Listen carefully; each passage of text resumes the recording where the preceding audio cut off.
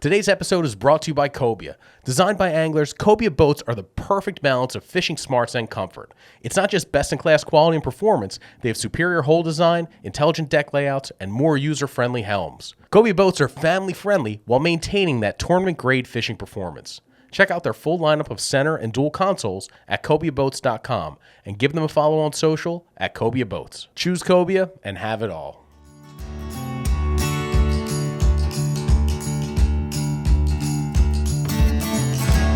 Welcome to another episode of the On the Water Podcast. I'm Jimmy Fee. This week I've got Captain Dave Peros with me. We're going to be talking about striped bass fishing around Cape Cod and the Elizabeth Islands. Dave has been a charter captain, a light tackle, and fly fishing guide on the Cape for 25 years now. He's been a longtime columnist for On the Water magazine. Dave, I think you started writing for us, when, in the 90s? Late 90s? Well, actually, Jim, I was one of the four people that started. I was the associate editor. I knew you were an editor. I was the associate when On the Water started, and I was going through dates today before I came, and I'm thinking 96 was the first year, wasn't it? That's right, yeah. Yeah, so that I put the first issue together. No kidding. Yeah, because when Bill Huff and Chris decided the idea of the magazine, I was writing the fishing column for the Enterprise. I was also writing sports for the Enterprise, and I guess Logic said that he kind of wrote me in. But basically, my job was to find writers, and that's not an easy task. It was not an easy task. My big catch was Tony Stetsko, and I think it was the second issue. They've got the picture of Tony on the cover with a fly fishing customer, because he'd gotten into fly fishing at that time. I don't think a lot of people knew that about Tony, that he did quite a bit of fly fish guiding at that time, because of course that was when everybody was fly fishing.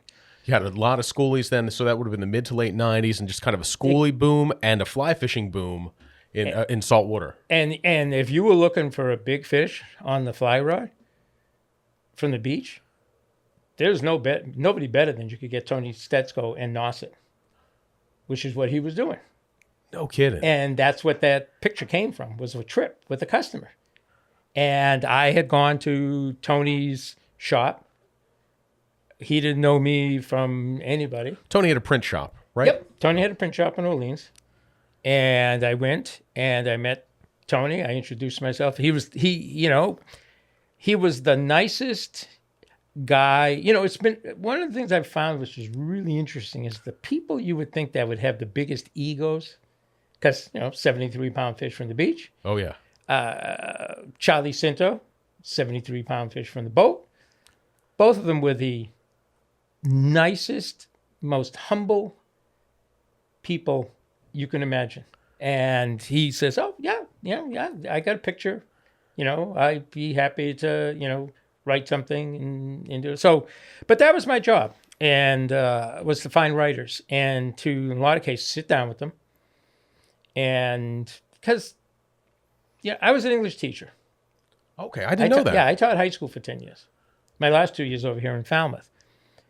And I remember one of the reasons I moved to Falmouth is we had this really cool writing program that she was putting in. I was teaching elsewhere, and I said, this is the way to do it. And the basic premise was, I don't know how you felt about English in high school, but you remember you get a paperback and you thought it was pretty good, and the teacher has just bled all over the thing. Okay, it's just every mistake, every error circled, and you're like, no, I hate writing.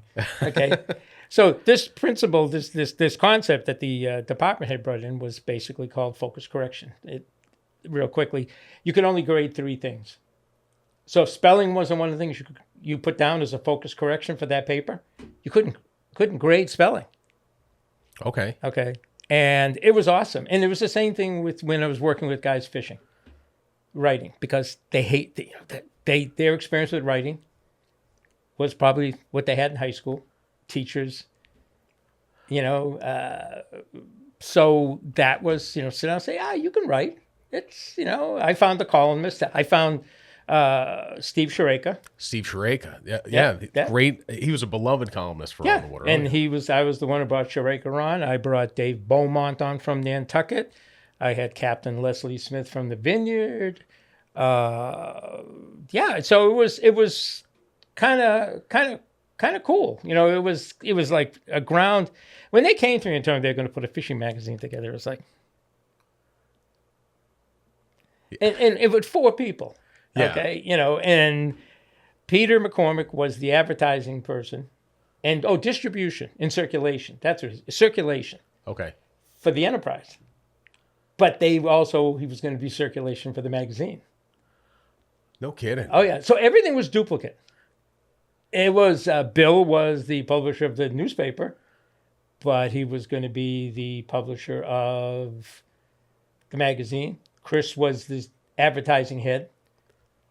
And he was going to, you know, eventually they brought an advertising person on board. But at the beginning, it was Chris was doing, and my job was the editing. So it started with just 4 people. 4 people. I didn't realize that. We had Chris on here to talk about the history of On the Water. I'm getting more of a history lesson now. He wanted to goof around and make fun of me. But, right, yeah. No, it was 4 people. I mean, basically, and... you know, it was one of those things, you know, how do you start this? You know, where do you know, I mean, and it was an interesting experience. So after you left, you began chartering, guiding. I went and got my captain's license, and I started doing some guiding, and you know, the big change for me at that time was when I first met Chris. And that was, let's see, I got married in 87, left teaching in 89. This is what I was doing last night, trying to remember things. This is what happens when you get old. And then I started writing the fishing column, I think in 91, because my last fishing column was 30 years later, 2021. And Chris had just started at the Enterprise about that same time. And I was a beach fisherman. Okay, my background in fishing was I had no mentors. I had no one to show me anything. No one in my family fished. No one cared about fishing. How'd you get into it? I had my godfather, my father's sister's husband. He was a, you know, Italian guy. He fished to eat and things like that. And so I remember some of my first experiences was going with him down over to the Municus River Bridge and catching eels. No kidding. Yeah. I mean, basically it was just, but you know, I just loved fishing. It was, you know, it was something I just enjoyed doing. And I was terrible. I mean, a lot of my friends would say I'm still terrible, but I didn't know anything. And I had a neighbor next door. I grew up in Papaneset. I had a neighbor next door, and I would sit with him. And he was kind of a cool guy. He was from Pawtucket, Rhode Island, and he'd sit there and smoke his pipe and tell me fishing stories. And you know, it was the one thing that I learned was that's very different from today is you never asked anything. You didn't go up to someone and say, "So, what are you using? You know, what do I?" You know, you just kept your mouth shut and you listened. And in fact, that's how I caught my first striped bass was in Papaneset, and this was, I want to say, when the fishing side was starting to tail off, like in high school, and I'm sitting at the end of Spit and Papaneset, and there happened to be some schoolies in there, and there's an old timer next to me, and he's using the same lure, everything, and he's catching, I'm catching squat, and I'm ready to chew my fingers off, and so he walked by me finally, and he just looked at me, and under his breath he said, "Slow down." We were using a little black over. I still have the lure, Rapalas. And he was swinging the Rapala in the current, and of course I'm reeling like a maniac, Oh yeah, because if you're young, you don't know. You think you want to feel that thumping in the rod tip so much. Yeah, but, yeah. And I also, most of the fish I caught at that time were bluefish. yeah. Okay. People forget that bluefish were like, at one time, that was what all the charter boats on Captain did. Jig wire for bluefish. They were the staple. Go out, fish the shoals and hoochies and ponytails and all those. Yeah, and they those were type the of things. savior of a lot of the charter business guys around here. They weren't going out there and tonging bass. That's how they booked trips. People yanking wire and hauling bluefish back to the boat. So, yeah, but I'm never forgetting. He said, slow down. And that's when I caught my first striped bass. Oh, it's a great story. Yeah, and I ran all the way back home to Spit, all the way from the Spit. Just put my rod on, grabbed that fish, and just ran for home. And of course, my family's like, but yeah. So, sometimes people have this perception that if you've been doing something for a while, or writing for you guys or whatever, that someone is, an expert, or something. It's like, I try to tell people, look, I'm no better than anybody else. It's just, I've been very fortunate. I've been able to spend more time on the water than you. Okay. And that was, so when I met Chris, I was a shore fisherman, and so, I know he talked about the first striped bass he caught with Bill, but I kind of wonder if he remembers that the first big striped bass he caught was, I took him, he and Peter McCormick, and we went and we were fishing the jetties at Great Pond. Okay. And pitching eels. And I put them both out at the end of the jetty. And it was, 2 or 3 o'clock in the morning. Chris and I did a lot of, 2 or 3 o'clock, Knobsco Point, pitching eels. He's told me those stories, and it's he speaks very fondly of how he would go and fish late nights, and do a lot of nighttime surf fishing. His kids were real young; they were in bed. He'd say bye to Annie, and I'd go pick them up, and we'd take off. And he had caught some. It probably wasn't the first big bass, because he probably might have caught, but it might have been Peter McCormick's first fish, because Peter had heard about Chris and I. And I remember I was under the bridge playing around with schoolies. Again, my friends all saying I worry too much about little fish. And I put them on the end of the jetty, and I never forget it. The sun was coming up, and it was just that false dawn. I look out, and I see the two of them out there dancing at the end of the jetty. And they've got like a 25, 30-pound fish. Oh, nice. Up on the rocks. And they're just hooting and hollering. It was awesome. It was just, but, and the thing about Chris was, he's, I know when I met Chris, really, he still is a lot younger than I am. Okay. And still had that, like when we used to fish the broken down jetty at Knobska. Okay. I would be kind of picking, and he just would, out to the end, and, because Chris is fearless. Oh yeah, yeah. I've seen it. If you've ever ridden on a boat with Chris in the dark, you know that for a fact. So. Well, that was the thing, is that when I bought the maritime skiff that I first bought, which ironically is, I bought that originally with Gene Burke. So you just wrote about that in our recent column. Yeah, how we you were and Gene got partners. He had an aluminum boat. We both had seen a maritime skiff. We both liked the looks of it. I had started fishing with him a little bit, and we just both. It just happened to be. I said, hey, I saw this really great boat at the Falmouth Boat Show. They used to have a boat show at the Falmouth Harbor. I didn't know that. Oh yeah, they had a boat show there, and I said, yeah, I saw this really cool boat. I said, maritime. He says, yeah. He says, because he had a 14-foot Starcraft. It's a nice boat, but had its limitations. And so we, for whatever reason, decided, okay, yeah, well, he'll sell his, we'll pull it together, and we bought the maritime, and we owned it together for a few years. Then I went into guiding, and I, needed the boat, and so I basically bought him out. So was that boat what kind of opened up the Elizabeth Islands to you? Absolutely. I spent a lot of time on the Elizabeth Islands not fishing. I spent a lot of time in the Elizabeth Islands going out my boat, poking around different tides, seeing how the drift went, especially in Woods Hole.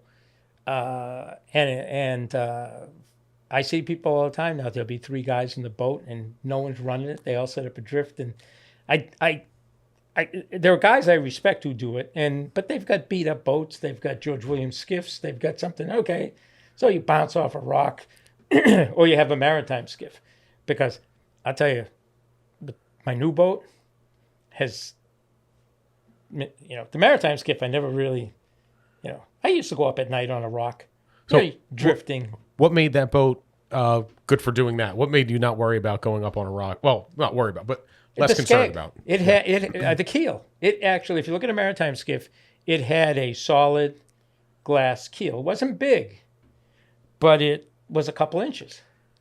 Okay, so if you slid to a rock, you'd hit that. Okay. You wouldn't, and most boats don't have that. It just comes to a V, and that's just the same thickness of the rest of the hull.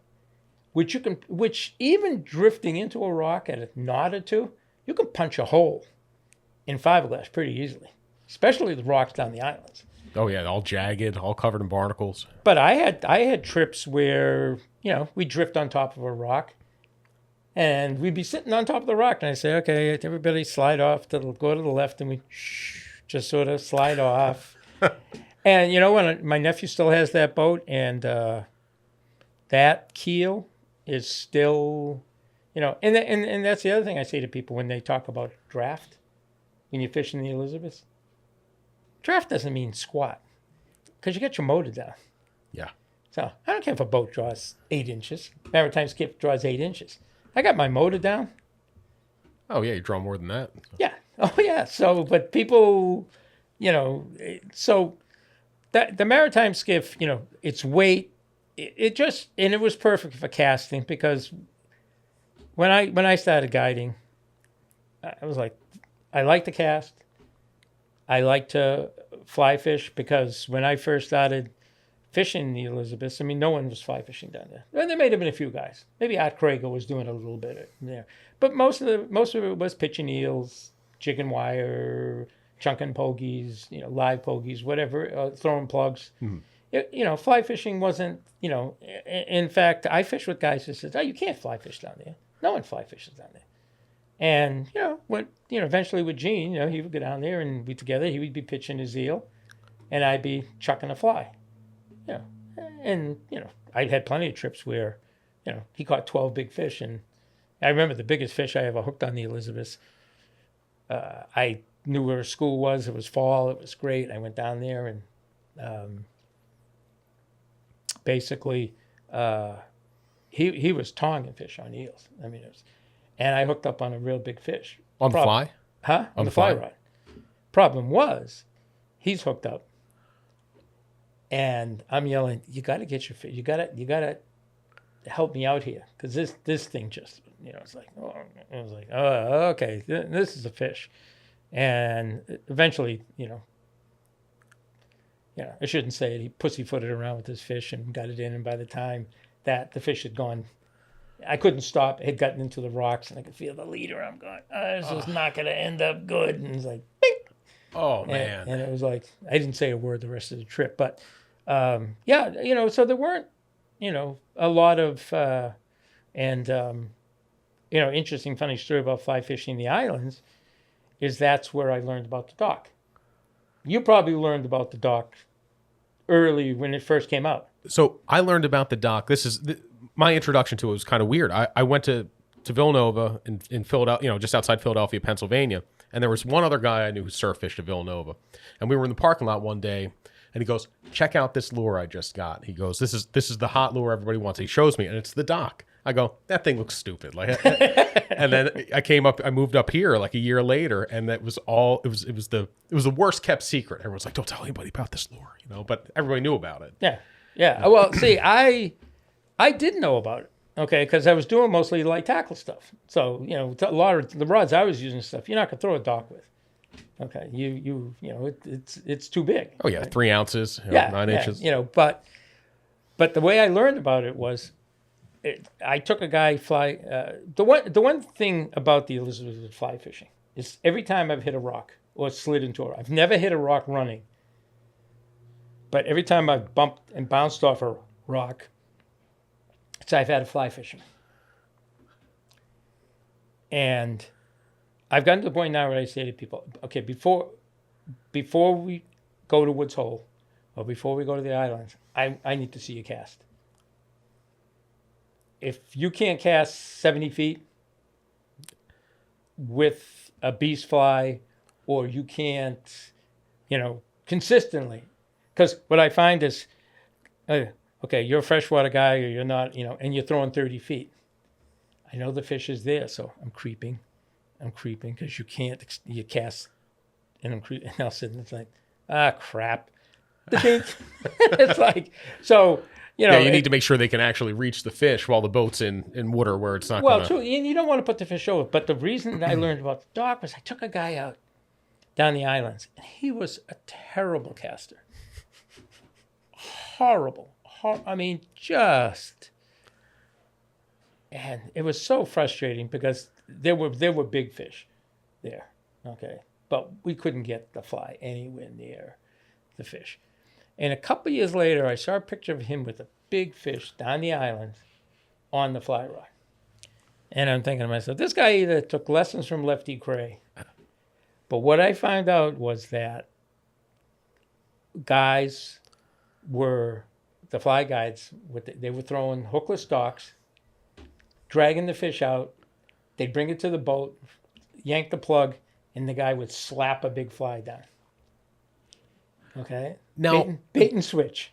Now, from a purist perspective, is not that cool? Okay. Not. And my attitude is I will never do it. And I would do it, but I'm not a purist fly fisherman. Like, if you just want to get attached to a big striped bass on the fly, that's the best way to do it. But it's probably not the purest way to do it. Yeah, but it's interesting you mention that, because I get into an argument. In fact, we haven't even settled with a friend of mine I fished a lot with, because you've seen it with the fly rod guys down at Monomoy, Middle Ground, strip off a line, let it go, and then sit in the back of the boat and jig. Just stack mend and then and just jig it. Never pick it up and cast it. And I won't let people do that on my boat. I just no. If you want to fly fish, you got to cast. Yeah, at some point it's like, why not just use the spinning gear then? If you're going to try to spin fish with your fly rod, just cut out the middleman there. Well, the big argument that I got done with this friend was his attitude is anything is better if you caught it on a fly rod. I am so sick of people asking me, oh yeah, we got a big fish. Oh, did you get it on the fly rod? Honestly, I'm more impressed the guy who catches a big fish on big wood than I am a fly rod. Okay? Because after watching the bait and switch with the dock and the mooching, but I did have a good friend, Bob Lewis, who I have an immense amount of respect for, because when you said purist, you can be purist. There's also this thing about being stubborn. And if there's one thing anybody would tell you, that I'm overly stubborn. Okay, that I can be. It's like, no, you're not just jigging a fly rod on my boat. Sorry, And don't tell me you caught it on a fly fishing. You caught it on a fly rod, but you're not fly fishing. And you'd say, well, what's the difference? Well, but Bob said very interesting. He said he does. He gets inexperienced people. They want to try a fly rod.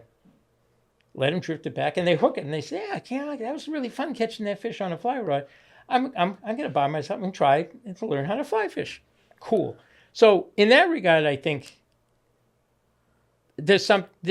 My attitude is not necessarily productive. It's. You know what I'm saying. I do, and at the end of the day, these are all made up and nonsensical rules, anyhow. Correct. Right. So that's not really a fly caught fish, but there's no like great rule keeper up there being like, that's right. Strike that one from the record. For Jim, he caught it bait and switch. Yeah, exactly. My attitude to the bait and switch was, you got to do it for billfish. You don't have to do it for striped bass. But you know what? From a standpoint of the Elizabeth Islands, if it keeps you off the rocks, and you can drag. But I've done it. I did it one time with these guys. They had done it with these 2 or 3 captains who did the bait and switch, and we went up and down the island, and one guy threw the plug and one guy didn't. They didn't catch a fish, but then, that goes back to the quality of the fishing on the islands, not necessarily the technique at all, so, it's kind of all relative. One last quick aside on the bait and switch. Now, this is taking it a step further. Kevin Blinkoff, I'm going to throw under the bus right now, has been in his kayak, and he's been bait and switching by snagging a bunker, putting it on a circle hook, and then keeping it in range and throwing his fly rod on the back of the bunker. Now, he's doing this out of a kayak, and I don't know how you do this with only 2 arms, but he's been making it work for himself this year. It sounds like it's just tangles waiting to happen, but he's been having a good time. I've seen that guys do that before. I've seen guys live lining mackerel, live lining herring back in the day with fly rods. Oh yeah, yeah, with the actual herring on the fly rod. And and like you said, my attitude is, what people don't realize, if someone who's good with the fly rod, who knows how much pressure they can put, who knows angles, when you really think about it, you take 12-pound tippet and you caught 150-pound tarpon. I'm sorry, you put 12-pound mono on a spinning rod, I don't think you're going to land that 150-pound tarpon. I think you're going to break it off 99 out of 100 times, or you're going to exhaust it to the point where you have to baby it, because fly rods have so much they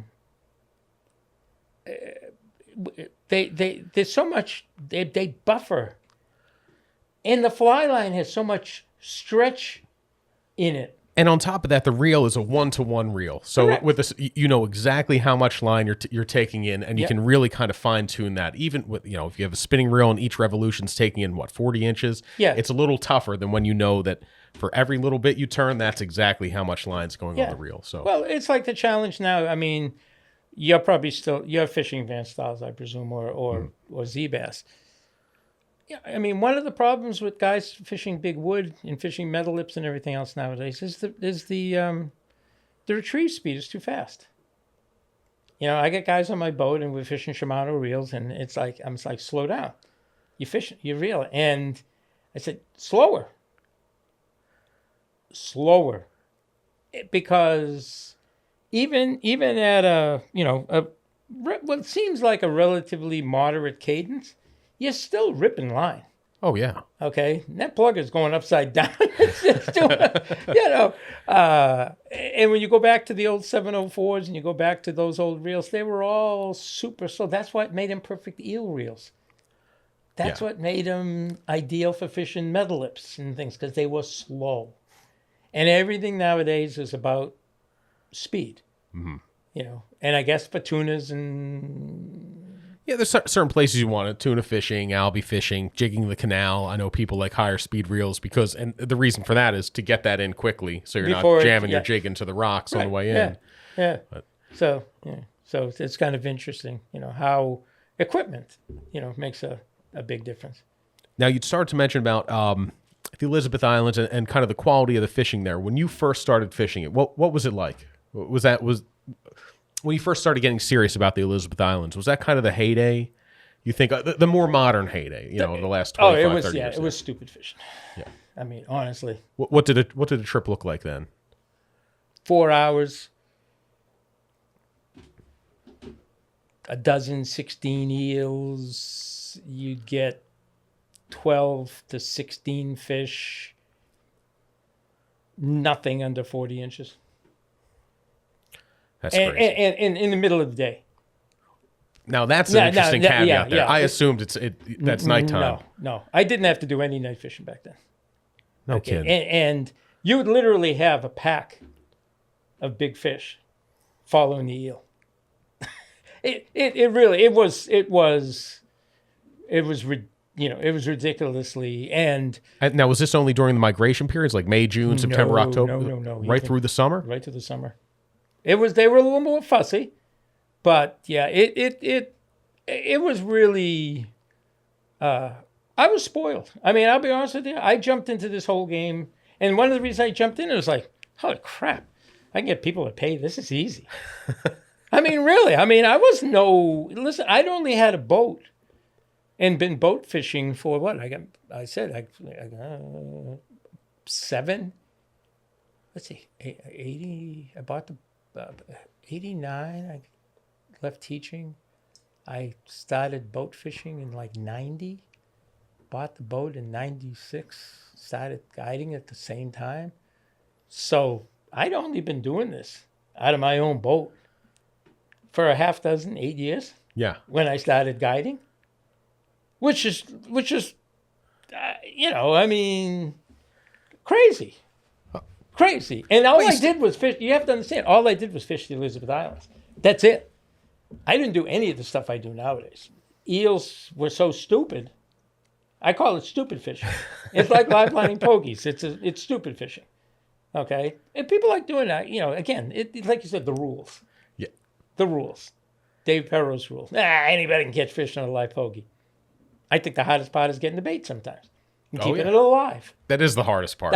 Getting it and keeping it alive. And that's why I tell people, anybody who keeps live bait alive in a live well in your average boat doesn't know anything about live bait fishing. They've got a barrel, and they've got pumps, and they've got aerators, and their bait is... Yeah, they're keeping 50 to 100 pieces, as opposed to most live wells on your average boat's going to handle, 12 adult-sized bunker to 20 maybe? Yeah. Like the new boat I have has a live well, and if I could have, I would have had them just not even put it in. I don't even use it. I don't even want it. I mean, the valves are all shut off all the time, But the guys who cast net them, like I was talking to the guy from the Vineyard the other day. He said, and when you read back to the days when guys like Spider and Drayson and those guys were on the Vineyard, when they were shown by, God rest his soul, what's his name? Al Reinfelder and Lou Palmer. It was Reinfelder. Showed them out in the Vineyard about live lining pogies because they weren't doing it. And he says, I really shouldn't show you this because it's so good. It's so good. Yeah. And it's so destructive. And those guys used to go up to Paid Narrow. To get their bait? They'd run to Paid Narrow to get bait. And then run it all the way back to the Vineyard? Yeah. And the guy talked to the other day, commercial, they're doing that now because there are no pogies over by the Vineyard. They're going all the way up to Dartmouth, Paid Narrow, to get bait. What's that round trip about? That's got to be, 40 miles round trip? 30? More than that. It's about 40. Easy 40 from the Vineyard. Sure, if you leave in New Hampshire. That's wild. And Reinfeld and those guys, they used to take their pogies and they used to go all the way down to Squibby. They weren't, those are the guys that are doing it now, are doing it in Vineyard Sound. But these guys used to go down to, that's hardcore. To make bait. Oh, yeah. No, I mean, that shows you how valuable that bait can be if you're willing to be an hour and a half, 90 minutes into a boat ride in order to longer, just to get your bait before you're even fishing for stripers. And the thing about it is you're going to put those in the average live well in a boat, as opposed to a barrel and having a system. Because when On the Water first came out, the big thing back then was striper candy. Oh yeah, the herring. Live line herring. And I had a couple of guys. I wrote an article about it. I'd never live lined a herring in my life, but I talked to a couple of guys from Falmouth who actually don't fish anymore because they can't live line herring. When they put the ban on herring, they just stopped fishing. They love live lining herring so much that they just couldn't bring themselves. I remember. I think that ban came in 2007, 8. It was right around the time I started here, and there were so many articles we were running because so many people wanted to know, like, how can I catch fish without a live herring? Because it was such an automatic. Yeah.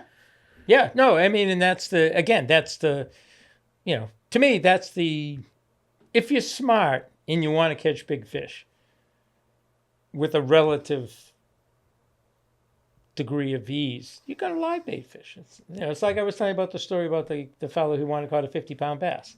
Yeah. So we before we started recording, Dave was talking about he had a client who wanted to go catch a 50-pound striped bass. Said, I would like to book you to go catch 50-pound stripers. What did you tell him?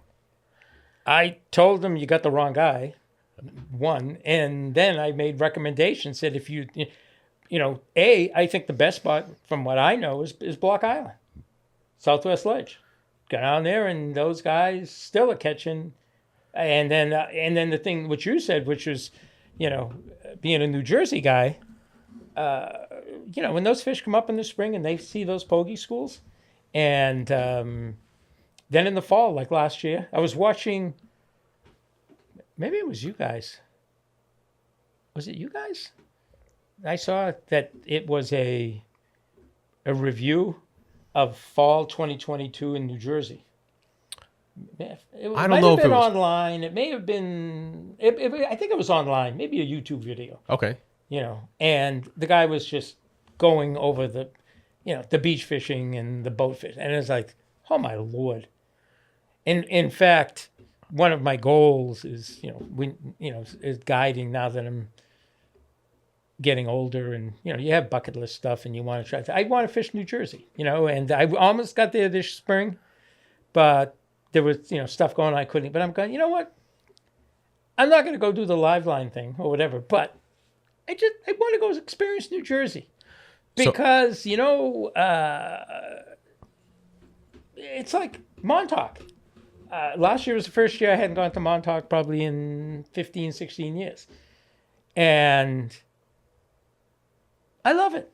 I love it. And it has nothing to do with necessarily, the fishing can be great. But, 2 years ago, but it's just, I want to go someplace else. Okay? I'm sorry. I don't know how you feel about the Cape.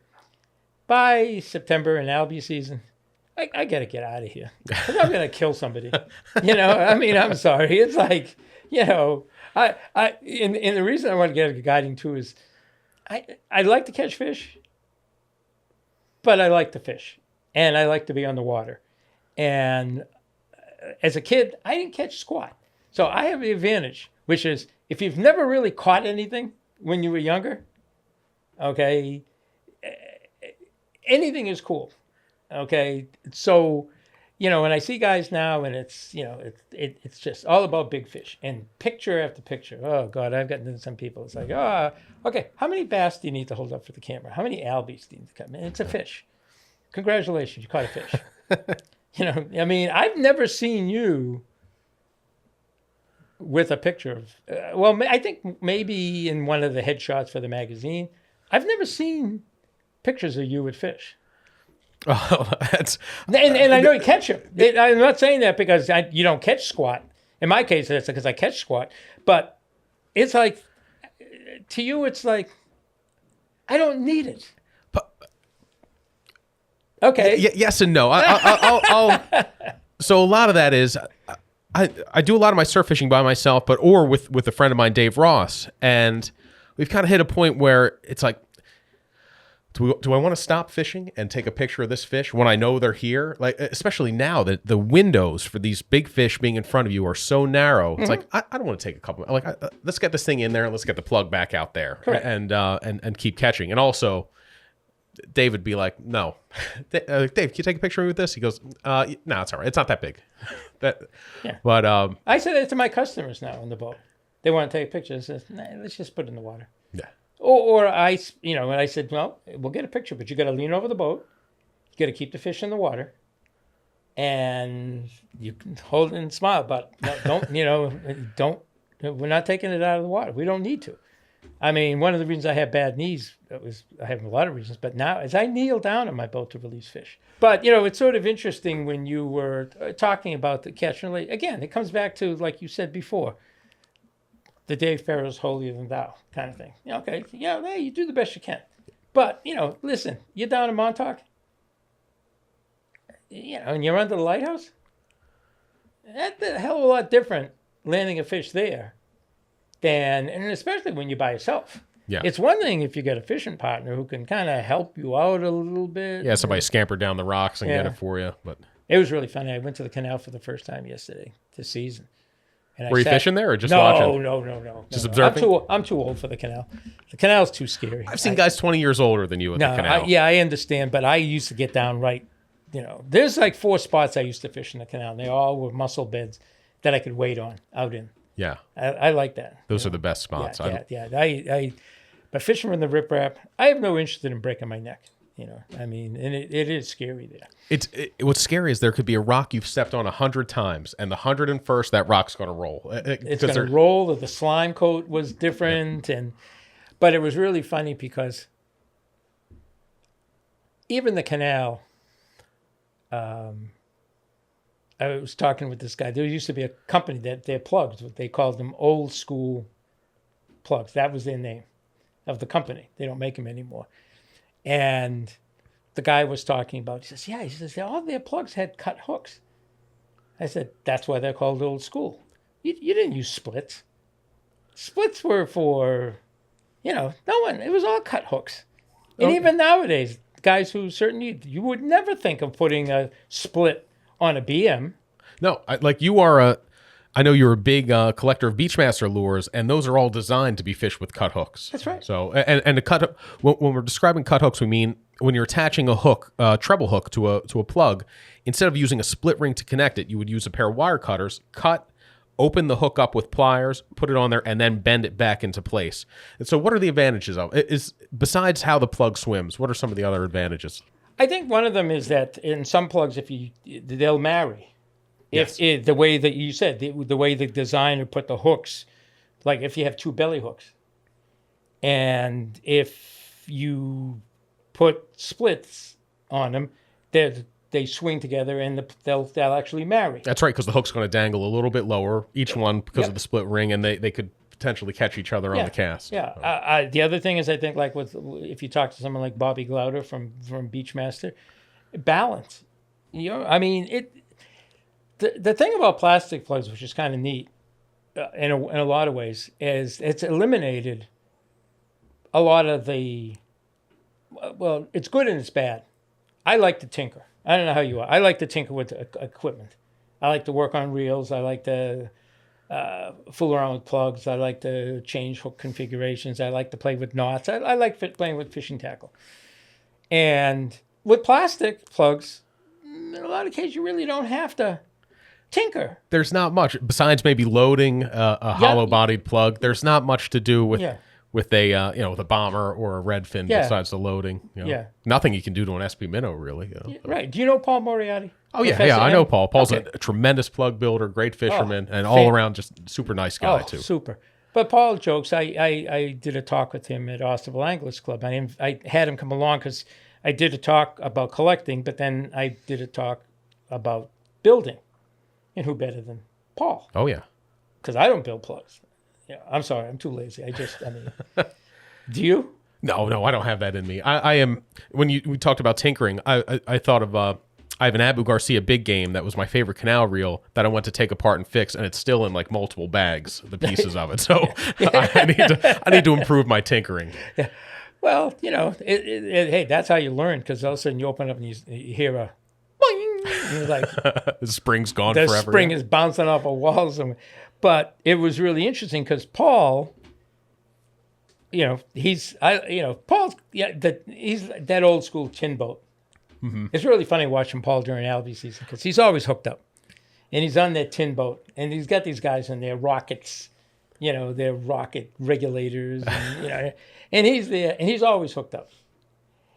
And but he fishes the Elizabeths with George Chrisman. Mm-hmm.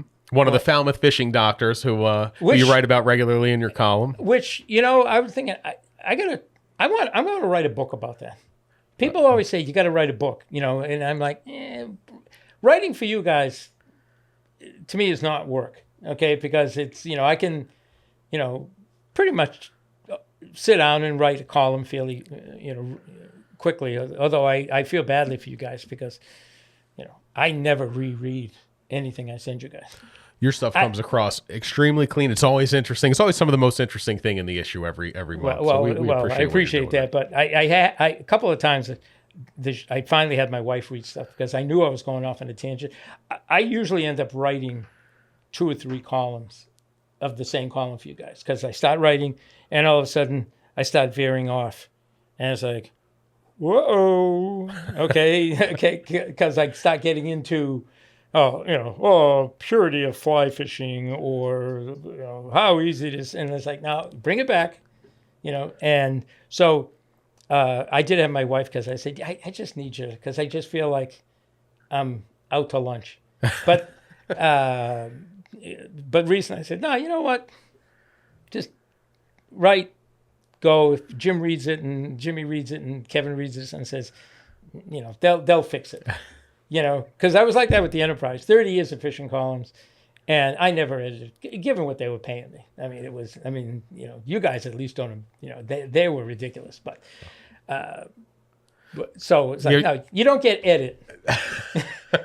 Sorry, you don't get edit with, But the book about the Falmouth fishing doctors. And I'm thinking that would be a kind of a cool book. So the three of them would be George Chrisman, Alan Quartz, and Art Crago. Is he? Art Crago. Yeah. But then there's also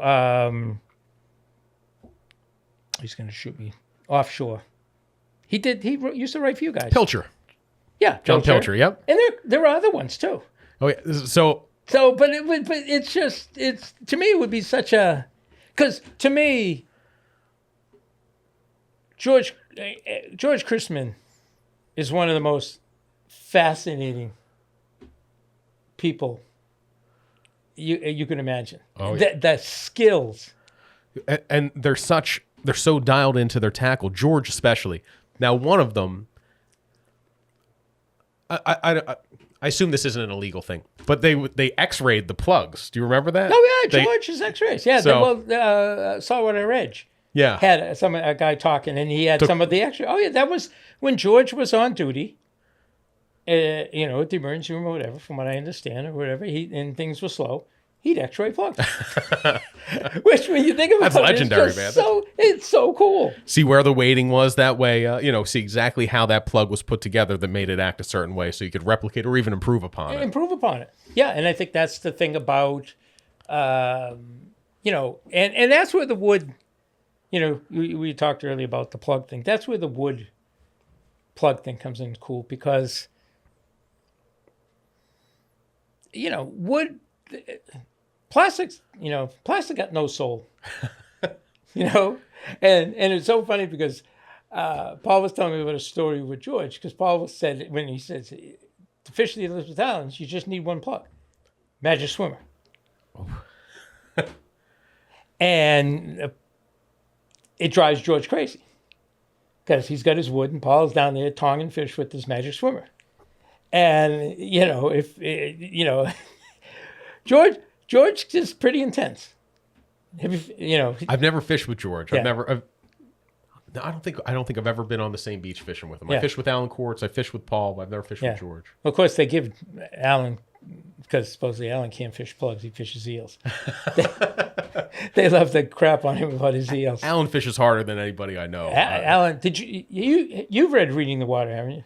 I've read Reading the Water, and he also had stories in a book called Striper Tales about some of Alan's adventures and exploits. I want to get him in here telling some of these stories. The best thing in Reading the Water is that, I forget what chapter it's in, and they talk about Alan Quartz coming out of the fog looking like a zombie. Yes.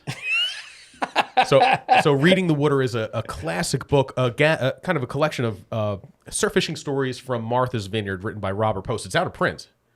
Right? Yeah, it's out of print. Yeah. But if you can still buy used copies. It's such a great book. Yeah, that description of him's fantastic. Oh, because if you've known Alan, it's like I've seen it. I've seen that in person. Yeah. So we've been on the same beach together. I didn't even know he was there till we were leaving. Right. Yeah, and he just is. But Paul. So a funny story. I'll probably get in trouble with this. George will probably never talk to me again. But George got so fed up with Paul with the Magic Swimmer that he made a wooden Magic Swimmer. And the funny story was, I don't know if he was in Sipawissat or they were, but he didn't close the clip or attach it, and it just. This is the wooden Magic Swimmer. Oh. Oh no. That's revenge gone wrong there. Yeah, bloop, bloop, bloop. But, but again, Magic Swimmers, look at it in the canal. what was that, 5 years ago? Plastic plugs work. I catch a ton of I fish a lot of plastic plugs. I fish the dock. I fish all of them. But you're right. There's something a little extra about catching a wood plug. You know, it was shaped by somebody. Somebody put some love into making that. And it does wood, and it's different. Each one's going to be a little bit different than the one before it because you can't control for the grain of the wood. Nope. And you can, the way we got started on this was tinkering. You said with wood plugs, you like to do, you can tweak them and change how they act even after they've been made. Sure. Different size hooks, adjustment of the hook eye, weighting, you know, I mean, where you put the weight. You know, a lot of guys don't even realize that I think the original darters, they don't have wood, weight. Really? Now, who made the original darter? It wasn't Gibbs, was it? Yeah. So Gibbs made the first darter? Yeah, I think it was Gibbs. Well, no. Well, who knows? It's either Gibbs. I should know this. Gibbs made the first wood darter, I'm pretty sure. I mean, Gibbs, you know, to their credit, a lot of guys who are good plug makers acknowledge, you know, and these guys are historical figures themselves, acknowledge that Stan Gibbs was the man. Mm-hmm.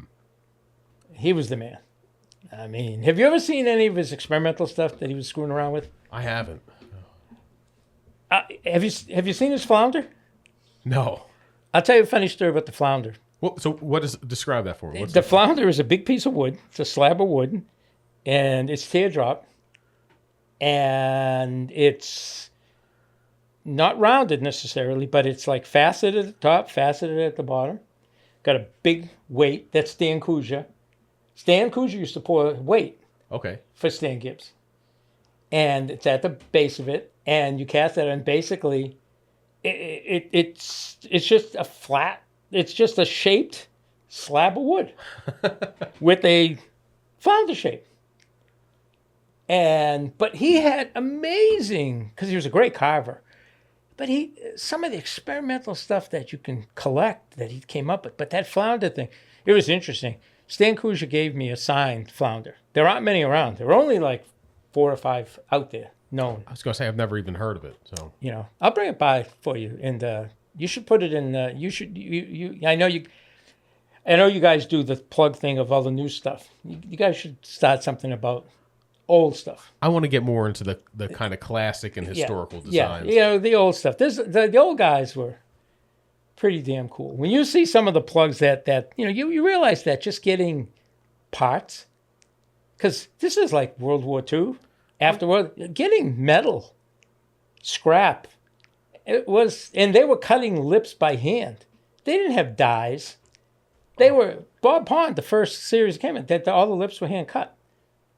That's not an easy, oh man, I can't imagine like the hand cramps you must have. The hand cut, and then you've got to bend them, and you've got to, yeah, it was cool. But the Stan Kuja, a lot of people don't, you know, again, people know the names, but Stan was super talented guy, great guy. And he had a flounder signed by Stan Gibbs. He gave it to me. Wow.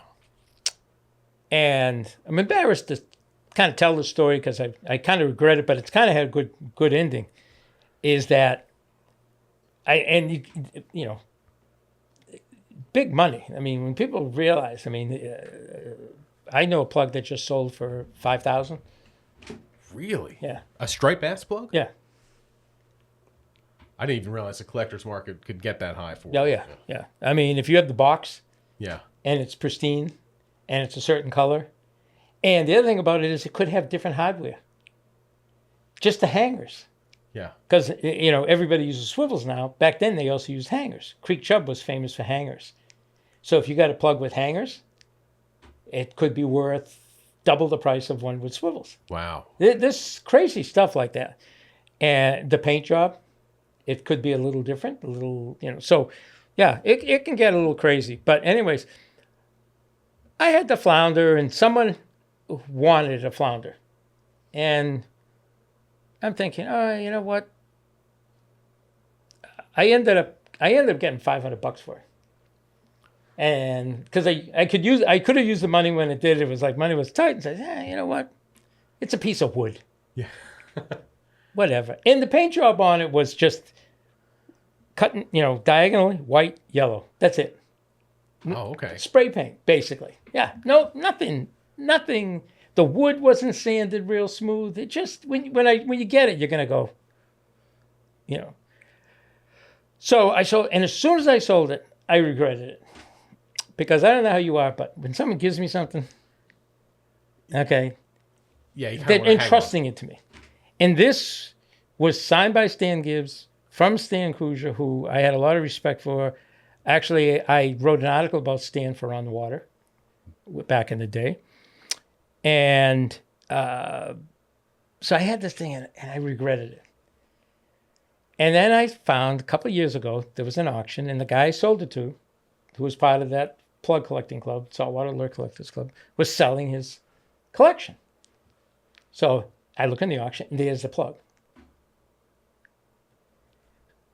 But I knew I couldn't bid. I bid up to a point, but I knew I had no chance. Yeah. Because there are a lot of guys who collect stuff who just have, man. And they'll spend anything. Oh, to complete their collection. Like if they want, I know people with Beachmasters will be like, I want one of every style in a certain color. Like I want the gasoline color in every style he makes. So that's what you're doing. Like if it's that last one the person needs, they will pay whatever they have to for it. So I get into, and you get into the bidding frenzy. It's like sharks in the water. And so I just, it's not going to happen. So last year I was at the club show and I saw the plug. And I had sold plugs to the fellow who bought the plug. Nice guy. His name's Kevin Bristow. And, I told him, I said, Kevin, I was glad that he got it because he was a nice guy and he collected. And I was like, man. And so I told him the story of the plug. And I said, if you ever decide to sell it, I'd like to buy it. And he said, well, it's not part of my collection now. So I don't think, well, this year he came up to me at the show. And he said to me, he says, I'm selling it. And I know your story. And he sold it to me. And I'm not going to get into how much it sold because it didn't make any difference. That I would have sold my whole Beachmaster collection to buy. And so I got the plug back. That's pretty cool. It's fun to see it come back home. It was like, and I wrote a story about it on the club website. And they said, it's like, okay, karma. And I was so thankful to him that he remembered. And that he was very fair to me. I have to say, he was super fair, given what he paid for it. So, and that doesn't happen a lot of times. So, big shout out to him for doing this. So I got the plug back, and it's in. I built a shadow box for it, and it's like, okay, this ain't going anywhere. Oh. It's going in my casket, or actually, it's going when they burn me. I'm gonna get cremated. That plug's gonna get toss that in there. Yeah, toss that at the same time. The incinerator. Yeah. So, so that's interesting. That I never really thought about that. You see the lasting designs from Stan Gibbs, where it's like the pencil popper, the dart, or the casting plug, known as the bottle plug. Yep. His needlefish. Those are still being made today. You don't think of the stuff that ended up on the shop floor that never really made it into wider production. Yeah, right, exactly. Or that he carved out himself, and he had an eel plug. Oh yeah. It was just, it was wild. I mean, the stuff is really, these guys, they were so creative. And did you ever get you probably aren't old. Did you ever go to a shop in Sagamore? No, I've never been. Oh, well, the shop, it's not there anymore. But he had a second shop. You could go into the shop and you could buy plugs at his house. No kidding. Up till when? I want to say 70s. Okay. Late 70s, something like that. Yeah, you could go in there and, it may have a nick in the paint or something else. Yeah, you could buy seconds there. Oh, that's pretty cool. Yeah, I mean, he was pretty... He did his testing in the canal, too, since his shop was in Sagamore. And absolutely. Did you know that he used to trap minks on the canal? Oh, really? The canal had they've got the rats, but they also, from what I know, the minks. He was a big trapper. Oh, that's funny. Oh, that's how he made his living. He making plugs and fishing and selling fish and trapping, and he was a real outdoorsman. He really, big guy. The other thing was he was but yeah, he was pretty, he was pretty talented guy. But it's interesting. The other guy a lot of people don't pay attention to was Bob Pond. Yeah, the Atom plug. Now the Atoms haven't had quite the lasting legacy of Gibbs. I mean, you could he has. Don't people are going to want to jump down my throat on that. Absolutely, Atom's a classic lure company, but you see his design more in what other people are making these days. Well, yeah, the People Atom taking 40 the and the A40. juniors. Yeah, because the reality is the company passed on to the company and they haven't maintained it. I mean, all of them stopped making the 40. I've got one of the. It's a different plastic than like the Super Strike plastics. Are Oh, made of. yes. But I remember I got it in my Christmas stocking one year. I don't think I've thrown it a couple times, but I'm sure it's a far shadow of what they were when he was originally making them. Whoa! You have a 40? I've got a blue swirl A40. Okay. Yeah, no, from like the late '90s, maybe early 2000s. No, but those were they were still making those. Those were no. That's the original. It's that hard plastic. It's like a little tacky too. It's not. I wonder if that's when they sold the company and the people, because I know they screwed up the junior. What was the name of the company that bought Atom? When Atom sold out, when they sold out to Smoker Baits. Okay. And Smoker Baits didn't get because you have to know that the 54, the old Junior 54 is like one of the best eelskin plugs ever. Oh yeah. I mean, that's my favorite eelskin plug of all time. I mean, that thing is just. There were different 54s too. He changed. If you read about it, Surfcast, I think that you can actually, that there were two, they actually modified it slightly. They were all called Atom Juniors, but they weren't the same junior. And they swim a little different. So my favorite eelskin plug is the Spin Atom, which was an even smaller one. Yeah, that they called it that because you would throw it on spinning tackles. Yeah, The other stuff was heavy enough for the conventionals they used back then, but the Spin Atom was 4 inches? Yeah. But that's a great eelskin plug. Yeah. The Spin Atom was 3/8 or 5/8, and then they made a 7/8 too. Maybe you were the 7, but yeah, they were. But the thing that's interesting about Bob Pond is that he was like the first guy to go into plastic. Yeah. He only made wood for a certain length of time, and those were striper atoms. Okay, they weren't Atom 40s; they were striper atoms, and they were wood. And he did them for a certain number of years, and then he went into plastic. And when he went into plastic, no one, people didn't. I mean, the charter captains who were all big wooden guys, they wouldn't touch the plastic. Really? Oh yeah, they didn't. No, plastic was, and then they finally realized that they swim the same. They're actually probably more durable, less expensive, perhaps. I don't know the prices, more colors, and they really caught on fire. But when he made that transition, that was big. That was like a no. All those guys were wood. Everything was wood. And when he was the first one, just like in the modern era, Musso was the first guy who jumped into plastic.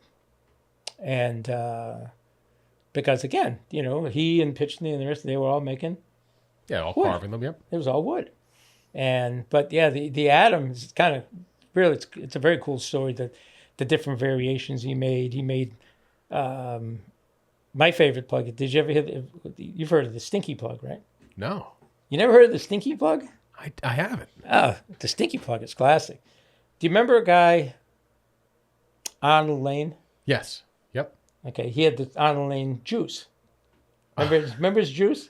It was a fish attractant? Or? Yeah. And so what happened was Pond made the Stinky Atom. And the Stinky Atom had a chamber, a screw thread, and you unthreaded it, and you came with Arnold Lane juice. But they also made ones with skins. So you could go in and you'd buy the box, and it'd have the juice and the skin either on the plug or separately. Problem is, it didn't sell well because then they stunk like hell.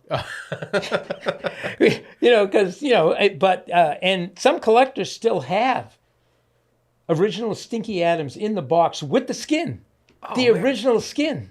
So eel skin. Yeah. What's that? Oh man, it's got to be mummified at this point. 50, 60 years ago or something like that. Yeah, the old Stinky Adam. That's a plug that you get huge money for. Oh, I can imagine. With There all can't the- be that many of them left. With all the components. But that was, and of course the advantage. But yeah, it was so. And there were other guys who made plugs. Steve Campo had a plug with a it's called Trophy Lure Company, and it had a thing you unscrewed, and you put juice in it, and it would kind of it was just, and those guys were, every advantage they could get, they were always looking for an advantage. But and it's kind of sad, not many guys use skin plugs. It's like the canal. When was the last time I saw a guy throwing an eelskin rig? No, and that was, I felt like when I first moved up here, and guys were still jigging with conventionals a lot. Yeah. They hadn't switched over. Eelskins were perfect for conventionals because they were very much of a less is more Right. type of presentation. So when we're talking about eelskins in the canal, there were these specialized jig heads where it would have kind of like they made a few different types, but there was a collar to put the eelskin on. Some of them would be drilled straight through. So the water would go through and balloon the skin up. They typically had wire molded into the head with 2 hooks, and you'd put the skin over it, and with the water going through, and back in the day, every hardcore canal guy who skinned had his own eelskin rig. They would pour their own lead. They would shape, the head shapes were different. There were even guys who had wooden heads. Oh, really? That's interesting. They had a wooden head, and then off of that, they had a collar, and then off of that came the hooks and the wire. So it would skins. I mean, it used to go into, it's kind of sad. I used to go into Red Top or Mako's or any of the canal shops, and they'd have boxes of skins. Somebody wrote a story for us. It might have been Carl Johansson wrote a story where he's like, before he went to the canal, you would stop at one of the shops. Yep. You would pick through Sure. the box of eelskins to find the ones that were best for you, and then you'd rig them on your way to the canal before you started fishing that day. Yeah. And that's something that has really gone out.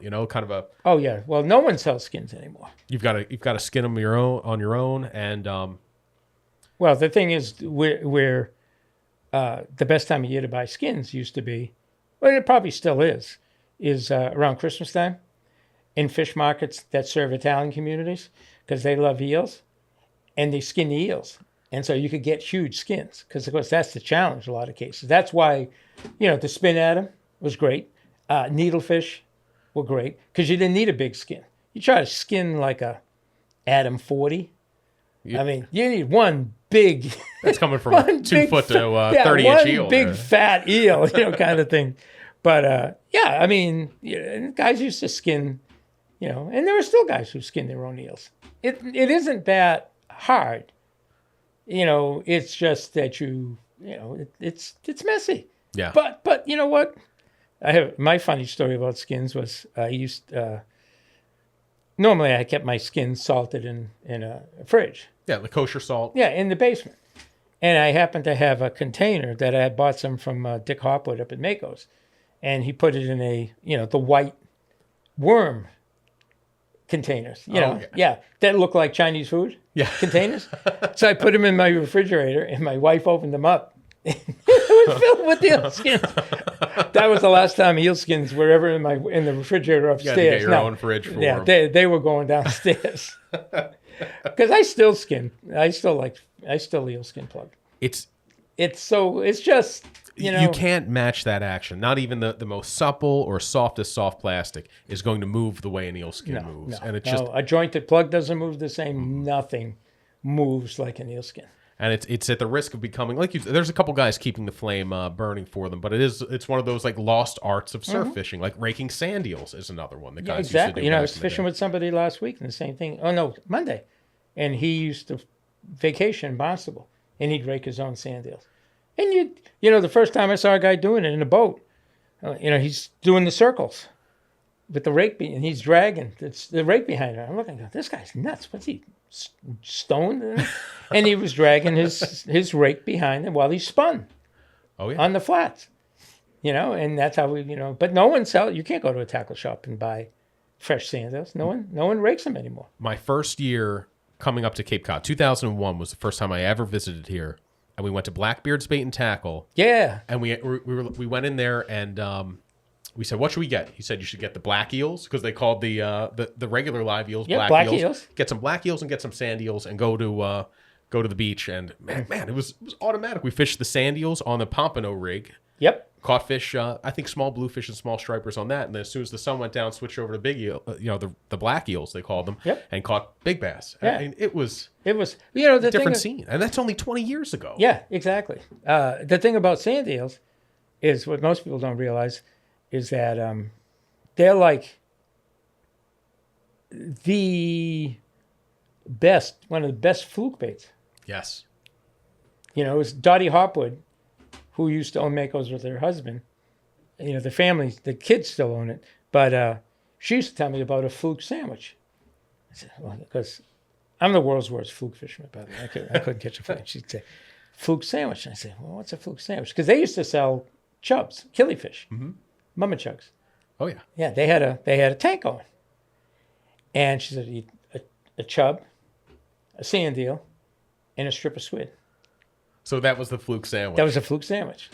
That's funny. So that's an extra. So down south, it's always a spearing and a strip of squid, or a squid and minnow. Yeah.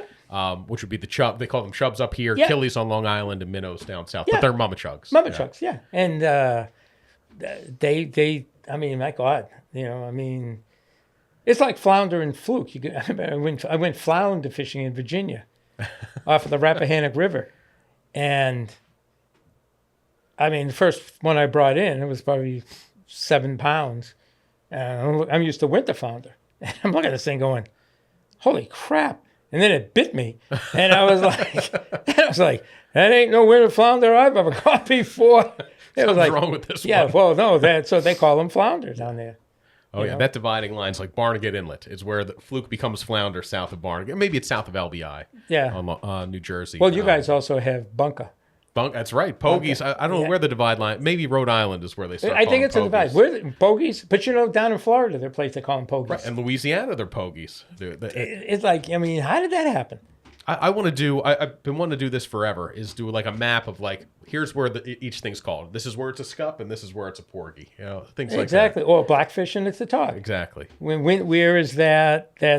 Speaking of which, by the way, I met a guy a couple of years ago in Montauk who knew you.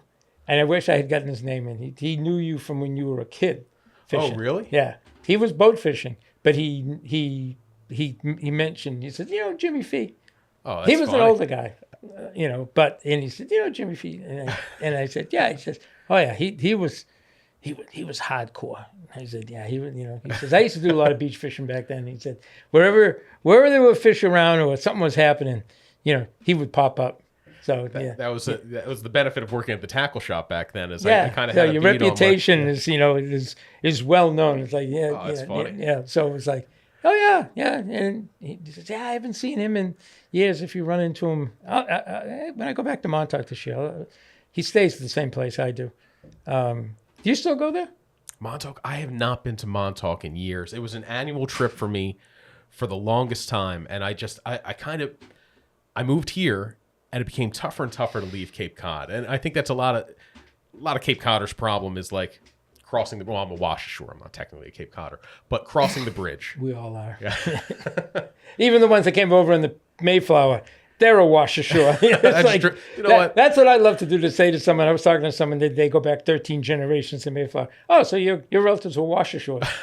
That doesn't go. It's like no. It's like, but yeah, you'd be sad if you went to Montauk.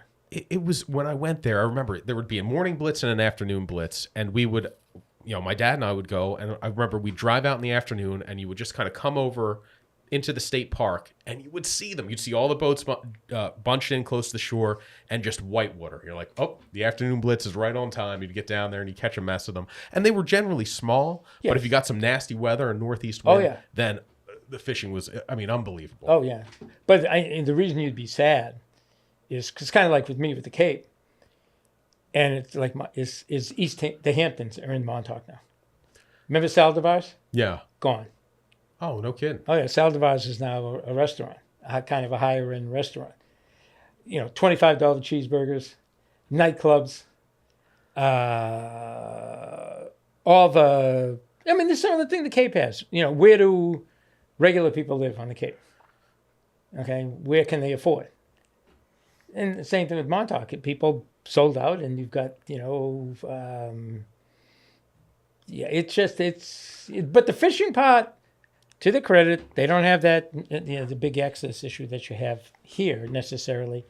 They're maintaining the access for surf fishermen. I mean, it's kind of woven into the culture there. Correct. That whole culture of fishing, it just seems that, and you guys have had to adjust to it. I mean, how many articles a year, or how many times do you get submissions about fishing the beaches on Cape Cod? Not too often now.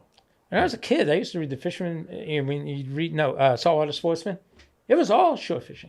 That's where Frank Dagnall started doing all of his articles. Oh yeah, it was all regular shore fishing. I mean, Woolner would drive from central Massachusetts to fish out here for the weekend. And Frank Dagnall would spend out the whole summer here and write for Saltwater Sportsman. Yeah. So when I was a kid, that was the dream thing because I wanted to fish the backside. Yeah. Yeah, I was the kid, so I couldn't get there, and my family sure as hell weren't going to drive me to the backside and drop me off, and I had no one to fish with, so I basically knew Popponesset and a few spots, but that was like fishing Cape Cod. Okay. And at some point, it kind of morphed, at least from a shore fishing perspective, to the canal. Like people go to Cape Cod and that's where they're fishing from shore. Right. That's where, and when I first came up here, I didn't even look at the canal when we drove over it. You're like, okay, we've still got 40 minutes to go before the real Cape starts. Exactly. And I think that's why in a lot of cases the canal has become so super crowded. One, when you had that 2 or 3 year period, the fishing was just stupid.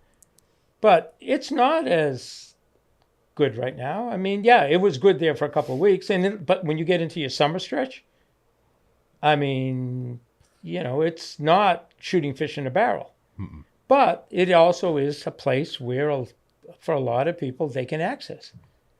Okay? Access is easy. You got parking lots.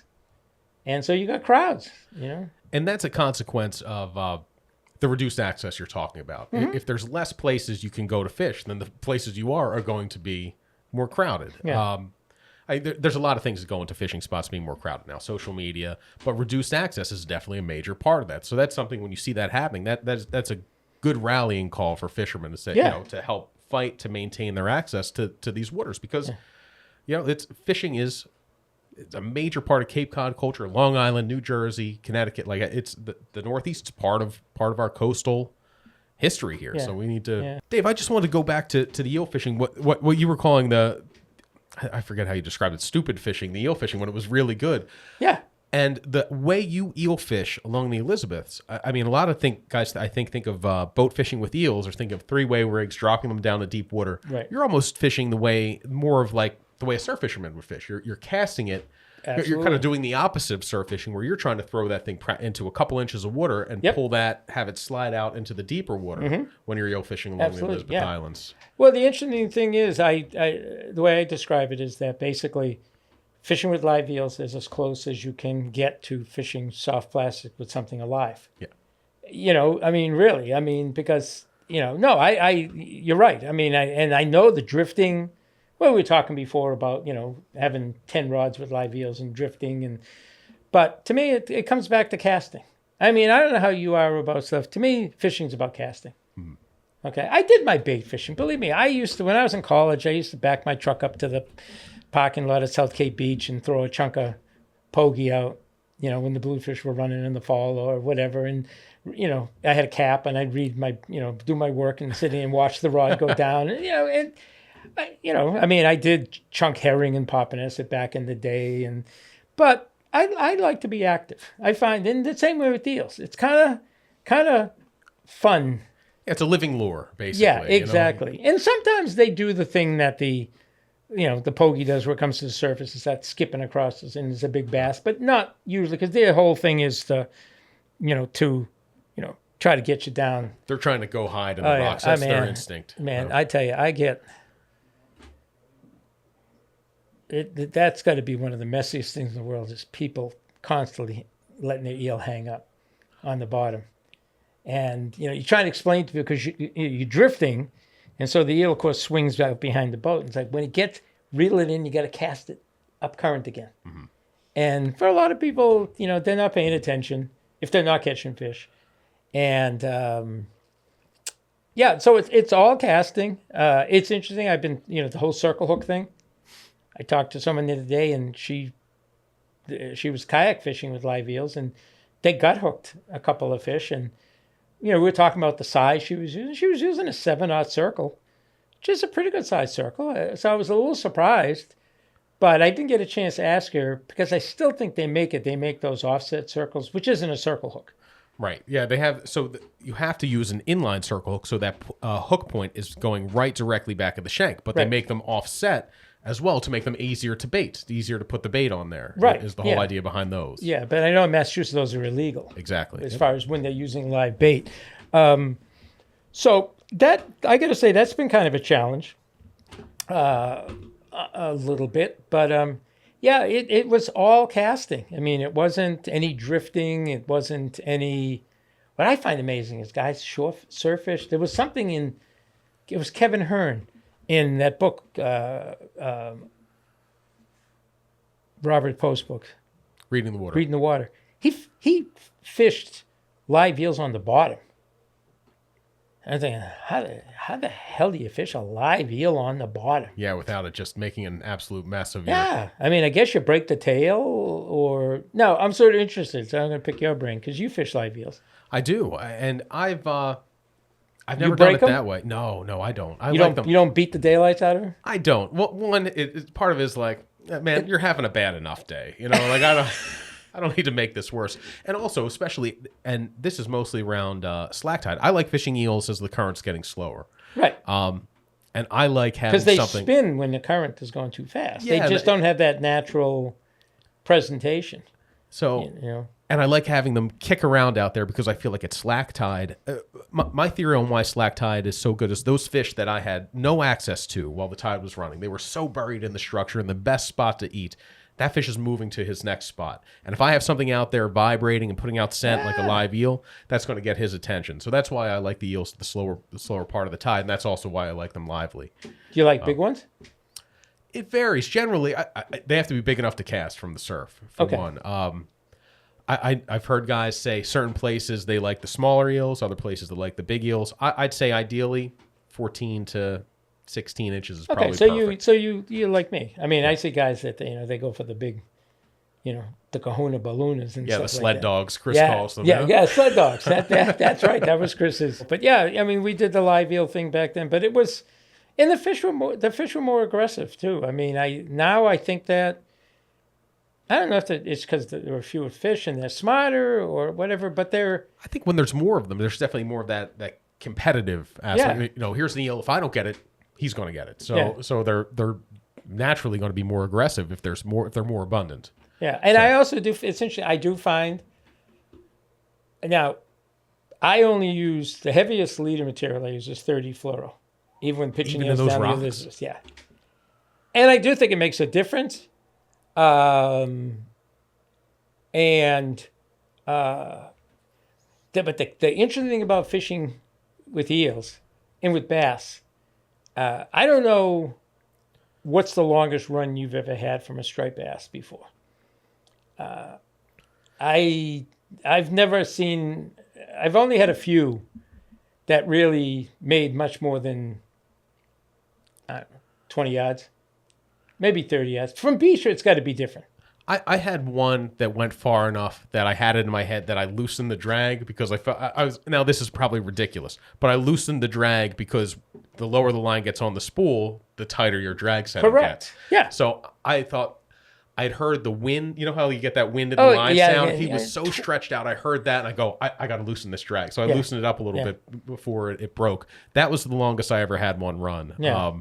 Now, whether I probably would have been, I landed the fish. So whatever I did worked out. Whether or not I mean, it's actually interesting because I think that what people's instinct is exact opposite of what you should do. You never tighten it. You back it off. Exactly. You want to add drag, naturally use your hand. tightening. Yeah. You want to add drag, use your hand. You know, I still get cranked up with people and I see them fiddling with my drag. I was like, don't do that.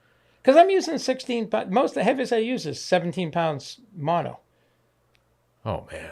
I use 17 pound and a 30 pound, and I use a blood knot. I don't have a swivel. I don't have, but the one thing I have found with bass, and I talk to guys in the canal about this, is if you try to horse a bass, it's going to resist against you. And what I found on the islands is you hook the fish. This is with eels. The plugs may be different, but here, it's going to make a run. Now, sometimes they make a run, they go in the rocks, and that's fishing. Yeah, it's part of the game. You may not be happy with me, but I'm not using 80-pound leader or 50-pound leader, and not happening. I'm not using braid.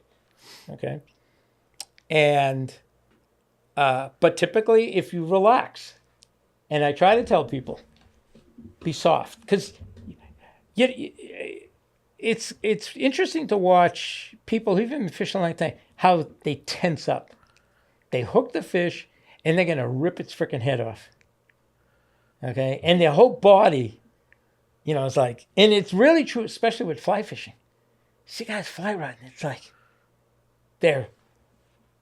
it's like, and so what I tell people is I said, let them run, and then the fish will stop, generally.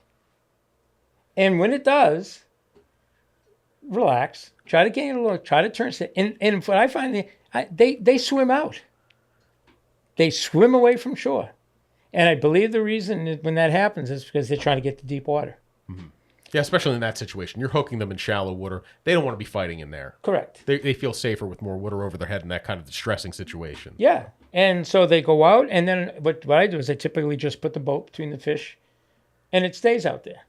As long as your drag set, it doesn't have to be locked down. I never stripe or fish with a lockdown drag. I know some guys do, but as long as it's at a good setting where that drag is at least tiring the fish out, right, he's going to stop that run. And it's interesting you said the more you pull on the bass, the more he's going to try to get into that structure. This is one of my theories, and it's definitely the home team. It's like some love for the home team.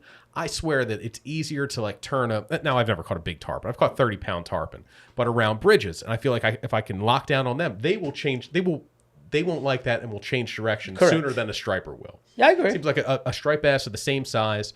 If I try to do that, he's still getting to the piling, whereas the tarpon's like, hell with this, and he's going to go and bolt the other way. Right, but, and I think part of that is where they live.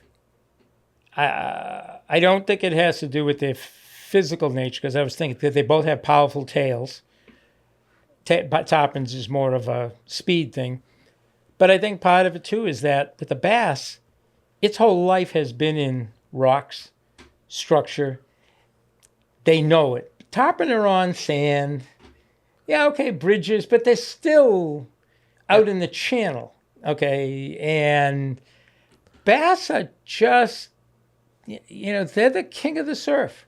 There's no fish that can handle the type of water you fish from shore like a striped bass. That's why catching a fish from the Outer Cape I don't think is the same as at Nobska. But even there they know how to use the troughs and the sand, and they're just a very cool fish. It's interesting that you say that, because sorry, you catch a 150-pound tarpon on 12-pound tippet and you get it to the boat in 20-something minutes. I don't see a 150-pound bass if they got that big. caught from shore that you would ever land. I will put striped bass above everything. I would say all those southern species, they're very cool, but they are not striped bass. Nothing is the striped bass. No, it's like bonefish. Bonefish, when you hear 100-yard, they don't make 100-yard run. It's like albies. I know a lot of people get excited, but it's like, whatever. So this was a description from, I think, originally Saltwater Sportsman back in the day, and I don't know if it was Hal Lyman or Frank Woolner. I'm going to misattribute this quote, but it was like, no fish ranks so high in so many categories as the striped bass in terms of like how it looks, how it fights, where it feeds. Like it just, if you were going to do a kind of a stat sheet for all the fish, the stripers would have the highest average across the board. It's the perfect fish. Yeah. There's no more beautiful fish in the ocean than a perfectly proportioned striped bass.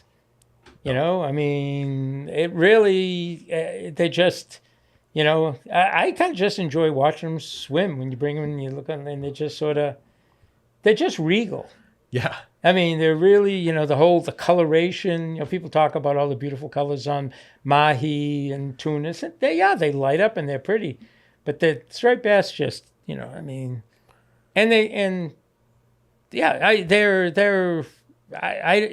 don't think that, as a kid, that was the fish I wanted to catch. If you had offered me a trip to go topping fish, I wanted that first striped bass. That was, I put a lot, and I think a lot of striped bass anglers do. They put a lot of hours, into catching striped bass. And, what you do, surf fishing for bigger striped bass is, to me, it's the penultimate. It is the highest level of fishing that you really, it's just, and I'll be honest with you, I said to my wife, I said, I'm kind of looking forward to stopping guiding and buying a pair of waders again and doing some, not the canal, but just walking the beach a little bit, doing some shore fishing again. Whether a fly rod or plug, because I miss it. I miss the boats are, whatever. You go out in boats and stuff like that, but I do. But to me, for years I wanted my own boat. I'm much happier having Chris Megan own the boats and deal with all the boat related headaches. And absolutely. I mean, the other thing about surf fishing too is one, it's like you can go like that. You can go at the drop of the hat if you're fishing from shore. Well, that's what I miss about it is the fact that it's like when you're obsessive about your boat. And you want to keep it clean, and you want to, so it takes me a good 2 hours when I get home. Oh yeah. It's all the other thing about boat fishing too is that, I carry on an average trip between fly and spin 14 rods, all rigged up for different types of things. Surf fishing, you ain't doing that. No, I just wrote an article on that on like how. I'm jealous sometimes of the largemouth bass guys who are going out there and like, I would love to be like, and I have my pencil pot. I would need a caddy. Yeah. I would need to hire Tommy here, who's behind the camera, to go and cart all my rods around. And be like, and then tell me he's like, caddy. Yeah. What you need to do is they should start fishing golf where you have a caddy with the bag. Exactly. And your rod's in there. Can I have my... size it up. He's like, that blitz is about 20 yards out. I recommend the 10-foot Lamiglass. Yeah. Oh, you want to throw an SP? Yeah, well, here's an 8-foot spin. Really. Yeah. But, you've got to kind of winnow it down to one. Let's choose the best all-around rod that's going to be able to do the most do more things well. But maybe know things perfectly. Exactly. And that's why, finding the right rod. But I'm not going to knock boat fishing. I love fishing on boats. It is... I love boat fishing. And I tell you the truth, one of the reasons I went in is because of the access issue. Yeah. And I have a lot of customers who sold their boats and fish with me instead now. And I know that's very common. Because when you own the boat, generally you're running the boat, you don't get to fish. Yes. So, there's certain advantages and disadvantages. And the other thing about shore fishing... there really is no day when you can't go fishing from shore. Especially here, because especially the geography of the Cape, like there's somewhere that's going to be protected no matter where the wind's blowing. Or even if you like white water. I'm sure you're still, young enough and still crazy enough that you like it when it's like the Montauk guys. I'm looking going, really? Seriously? Yeah. You wetsuit? Oh, yeah. Yep. It's not a pretty sight anymore. I would love to lose 30 pounds, and I could post That's why there's no pictures of me, because I'm in my wetsuit, and it's I need to get on Jenny Craig before I can start posting those pictures again. So. Wetsuiting, I love watching the videos of the guys getting washed off the rocks in Montauk. Oh, those are great. So you see the guy, and here he comes. Whoosh. And, I guess there's probably a certain excitement in the danger element of it, it all comes back to the whole joke. The boat guy is casting to shore, the shore guy is casting at the boat. Oh, yeah. Especially where you're fishing. I mean, practically you'd be hitting me in the boots in a lot of cases with where you're trying to get the eels, and I'd be landed into your cockpit. So it'd be... I remember Tony Stetsko saying to me, he telling the story of a client, and, they'd get to the, back then you had beach firmers, you didn't have to worry about it. And he'd run down the beach, they'd get out, the guy would, get suited up with this fly rod or whatever, and he'd run into the water. Tony would say, hey, you just ran through the fish.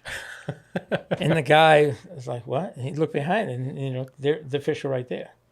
Tony says, yeah, we have to cast from the beach.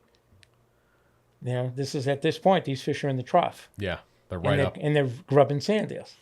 And you just spooked them all out. I mean, it's kind of, it's really kind of funny when you think about it. Oh, yeah. I mean, but those are the things about shore fishing, I mean, that's, the other thing too is you're so much in, contact with the beach and the water and the whole, sometimes in boats, because, it's interesting. I know a couple of guys who do it, and have you seen the new form of, I call it new, but I'm sure it's been the new form of Albie fishing? What is it? What is it? Well, you buy a $500,000 center console with 1,200, and what you do, instead of figuring out where the fish are, and this applies to bass, everything. So what you do, this is how you find fish. You go to a spot, you make 6 casts, then you blow doors at 60 miles an hour to another spot, cast 6 times, then you, and Albie season, I saw someone I knew do it. They started, I ran into them at Tarpaulin Cove. This is serious, Tarpaulin Cove, and there had been some Albies there. And they left, and I hear the motors crank up, and they headed in the direction of Cuttyhunk. And I'm just still sitting there at Tarpaulin, and all of a sudden I see them, and they're going across towards Menemsha, and right across the sound. And then I see them coming up the north side of the vineyard, and they go around West Chop, and they disappear behind West Chop. And then I see them coming from West, blowing across towards Nobska. And then I see him go flying into Woods Hole. And this was all within a matter of an hour. That's a lot of ground to cover for false albacore. But that's how people fish now. They can't, the idea of saying, okay, what's the tide? What's the moon? What's the potential with bait movement? What happened yesterday? What's the wind doing? And okay, I feel confident in this spot, so I'm gonna kind of hang. Now the hard thing is when you're guiding, and you kind of maybe laugh at this, but I tell people if you like to fish, don't guide. Yeah. Oh no, I absolutely because the pressure. Believe that. Okay, and I do the scramble. I wrote about that. I call it the scramble. I go to a spot, I'm comfortable, I feel it's good, and it doesn't immediately shape up. And I start going, oh, okay, I got it. And I get in this thing, right? It's like I blow doors out of it and go someplace stupid, and I think to myself, why did I just do that? And then what usually happens, the seas kick up, and now I got to kill myself. So what I'm fortunate I do is I have the people, especially if it's the guy, have their wives pick them up. They don't have to make the ride back and get their brains beaten in with me, so I can spend more time fishing. But when you're shore fishing, hey, pick your spot, okay, and put your good 2-3 hours in, fish the tide, okay, get a couple of fish. Maybe you don't get a couple of fish. Maybe you get a 15-minute window, But at the end of the day, Oh yeah, it's you get to see it all play out. Yeah. That's the thing I like about shore fishing. That's the thing. I get into that mode too, even from shore or in the kayak, where, oh, they're not here. I'm going to get in the car, go to the next spot. I'm going to get in the car, go to the next spot. And whereas if you just kind of sat and just kind of let things unfold, and albie fishing, that's a great way to do it. Like, they move fast. They can be here one day and 20 miles away the next. But often, like, it's kind of the slow and steady wins the race with albies. right? Yeah, I mean, you're going to catch them or you're not going to catch them. Now, has albie fishing become, as the striped bass fishing along the Elizabeths has kind of tapered off? I know it's not what it used to be. Has albies become a bigger part of your season? How's the albie fishery been, like, compared to when you started guiding versus today? Well, I think it corresponds to what's happened with striped bass fishing. I think more people fish for albies. I think there's a certain period where I know a lot of guys that just stop fishing for bass completely and just wait for albie season. You know, the old days of summer and working hard to catch bass in the summer, because you gotta work harder. You may have to visit different territory. You fish nights. You know, I mean, nights, that's the lazy thing about hey, go out now. It's like, hey, bass fishing, I changed in the Elizabeths, when I started night fishing with eels. I had to make that change when it got a little tougher, and I think the fish were more pressured. I believe fish react to pressure. And I think when there's a lot of striped bass, they eat in a lot of scenarios where people presume they'd never. I mean, it used to be when I was a kid back that bass only, you can't catch striped bass during the day. I mean, really. I mean, there were a lot, the old timers used to believe that striped bass were strictly nocturnal feeders. I mean, now that may have been that they were out there fishing during the day and they didn't want other people there with them. So that was a smoke screen, which, fishermen can want to do. But I think the albie fishing has become such a big part of people's fishing season, twofold. I think the striped bass population, and I don't think we have a fall run anymore, a bass. I really, I think the fall, that solely vaunted fall run down the Elizabeth Islands and the Vineyard, yeah, there are fish there, but not the run. Yeah. You know what the run was. The run, New Jersey. New Jersey gets the run still. The run now. I think it's more here. It's more of a kind of they start trickling out in August. Yes. And it starts way earlier than it used to. Because you can see it. The canal is a great place to see it. Sometimes there's a big run in mid-August of those fish coming from Cape Cod Bay, moving west, and then they're gone. Then that's it. And I remember the first time I was seeing that, somebody said to me, this is the start of the fall migration. These fish are heading south. I'm like, don't tell me. It's only August 15th. Like, don't tell me that. But yeah, that was. Well, yeah, I talk about that all the time. People look at you and go, nah. I said, I'm telling you, the fall run first. I think it happens earlier. And I just think the patterns have changed. And so the other thing, too, is the fish, I think their migrations, there used to be this image that the fish follow a prescribed path. I think a lot of fish go outside in deeper water on the outer Cape. I think a lot of fish go that way now. I don't think they go through the sounds as much as they used to. And I think part of it could be bait availability, could be, I personally think part of it is the fact that, I really believe in the whole concept of site fidelity, that striped bass go to where they always went. And like that school of fish is going to go to that same area year after year. I mean, that's fairly well researched. They hesitate to say proven, but they found that with tagging studies that these fish will return to the same general areas year after year. Yeah. So if the fish migrate through in the spring to go to Boston Harbor, and those fish spend the summer in Boston Harbor, it doesn't mean they're going to migrate back down and go through the canal. They might, but the percentage of them are going to go. So I think there's a lot of change. But to get back to the albie thing, I just think for a lot of people, they've well, people are obsessed with albies. They are. Are you not? You're not one of them?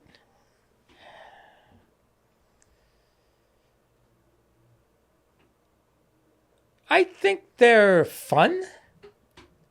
I'd rather catch bass. I'd rather catch big bluefish. I was out at Wasky. I'm with you on that one. That's a hot take, big bluefish over albies, but I agree with you. I was out at Wasky Monday, and there were those humongous. I mean, I don't know where these things came from.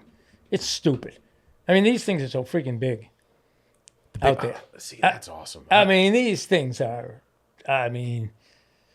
scary big, and there's a lot of them.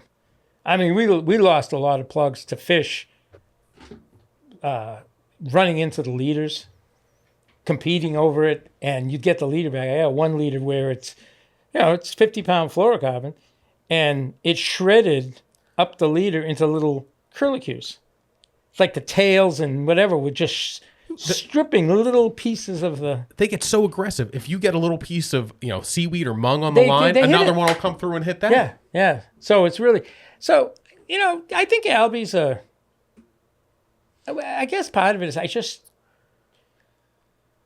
used the line 6 million times. You get the same thing all the time. I like albie fishing. I hate albie fishing on Cape Cod. I hate it. I hate it. So my take on albie fishing, and you can't select for size. Like albie fishing is going to be kind of it's like I'm going to go there, I'm going to catch whatever's there. If you want to stripe bass fish, there's a way to target a bigger striper. Correct. Bluefish is a little bit more like albie fishing in terms of it's like whatever's available. Right. But still, it's you can target bigger bluefish. Yeah.